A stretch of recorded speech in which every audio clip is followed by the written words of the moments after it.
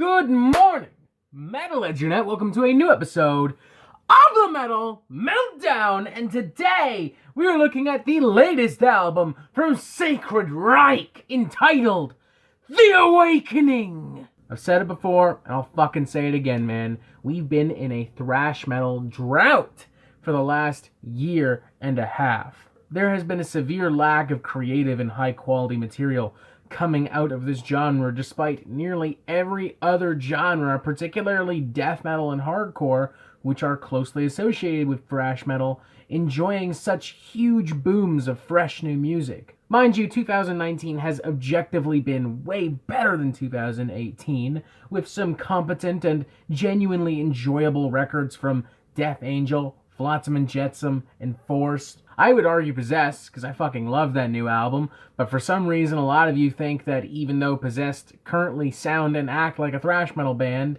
that they're a death metal band. Okay, I'm not going to bother debating y'all on that, at least not here, at least not now, but for the record, you're fucking wrong, alright? Saying that Possessed is death metal is like saying that Venom is black metal. They're not. They're influential, but they're really not. Back to the matter at hand, though, as good as some of those records are, I don't feel like they're enough to really overturn this thrash metal drought. They are comparatively more like full, refreshing glasses of water, rather than the rainfall that this genre desperately needs. However, this actually presents a really unique opportunity for Sacred Reich, as they now have the chance to cement themselves as a truly incredible thrash metal band, to ascend simply being a long-lost, forgotten thrash metal underdog of the early 90s. Combine that with the fact that this is their first album in about 23 years, and the fact that this is their first album with original drummer Dave McClain back behind the kit, and Sacred Reich have the opportunity to take this genre by the fucking horns and ride it to fucking victory, to provide us with some much needed rain as we endlessly roam the desert searching for the next new sound and wave of thrash metal. To put it very simply, Sacred Reich have the opportunity to release the signature thrash record of 2019. The question now is, do they accomplish this? In my opinion, no. But that being said, in my opinion, Possessed is thrash metal, and y'all disagree. With that in mind, Possessed come in at a sharp number 2. But hey, nothing wrong with silver. Silver's great. You know, we never talk about silver medalists at the Olympics, but why not? They made it to the fucking Olympics. I didn't make it to the fucking Olympics. You didn't make it to the fucking Olympics. So good job. You made it to the fucking Olympics. You won the silver medal. Sure, it'd be great to have a gold medal, or to tie it back to my previous analogy, it'd be great to have that much needed rain, but hey, you know, nothing wrong with a pool. I'll settle for a quick dip in the pool with my other tall, refreshing glasses of water, and I'll happily chill in that pool for a while and just enjoy it for what it is. And that is ultimately where Sacred Reich succeed, and even needed to succeed, by simply being an aggressive, semi-simplistic, but still accessible and enjoyable thrash metal record. Again, maybe not the premier record, but an incredibly fun one that diehard fans and newcomers will enjoy to death.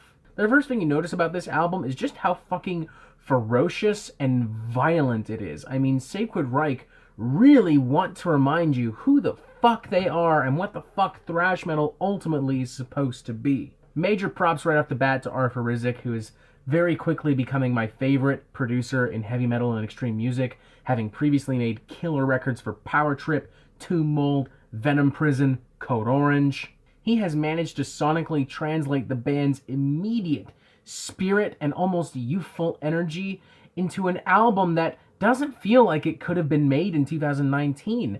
Honestly, if you told me this was dug up from like an old fucking Warner Brothers fucking vault, or it was like left in some guy's garage in 1988, I might believe you. It just has this really classic but clean bite to it.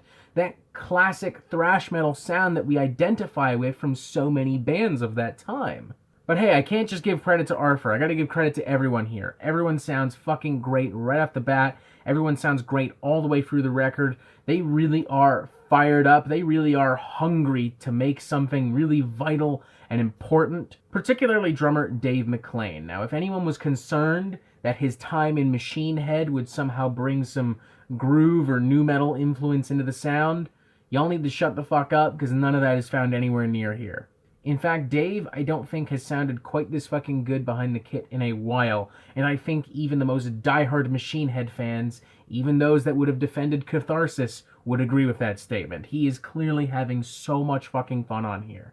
Everything that I've said is immediately apparent on opening track Awakening, a short but sweet thrash metal bruiser with this kind of punky attitude and shredding guitars, followed by Divide and Conquer, which has a little bit of a Metallica feel, but paired with more of the crossover thrash guitar energy of the late 80s. It's classic Sacred Reich thrash through and through, with the one major difference on some of these tracks being some of Phil Ryan's lyrics. Sacred Reich in the past has had much more of a political edge to their sound, which I expected to be reflected here, and to some extent it is.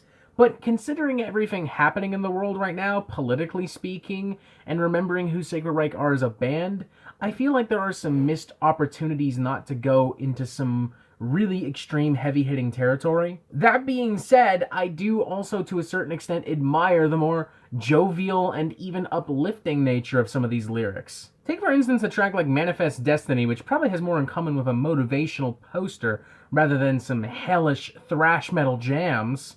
With lyrics such as putting others before ourselves, there's no limit to who we can help, with the love that we share, that we spread everywhere.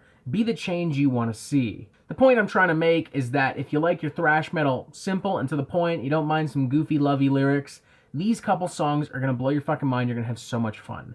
The second half of the record, I feel like diehard conservative thrash metal fans might be a little stingy towards, as I do think that this is definitely a much more varied portion of the record, but there's still a lot of great stuff, and I think that this is actually where Sacred Reich really shine on this record.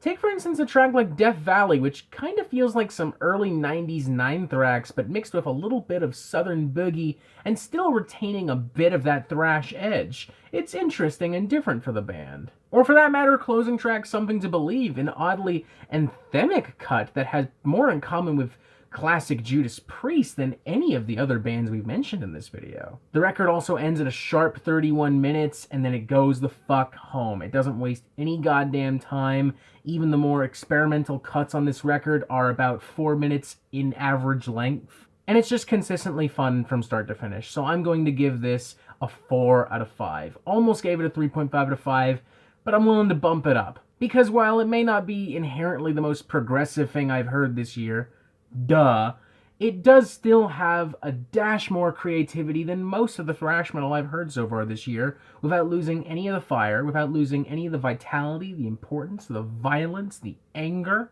I like the more anthemic melodies that Sacred Reich brings to the table.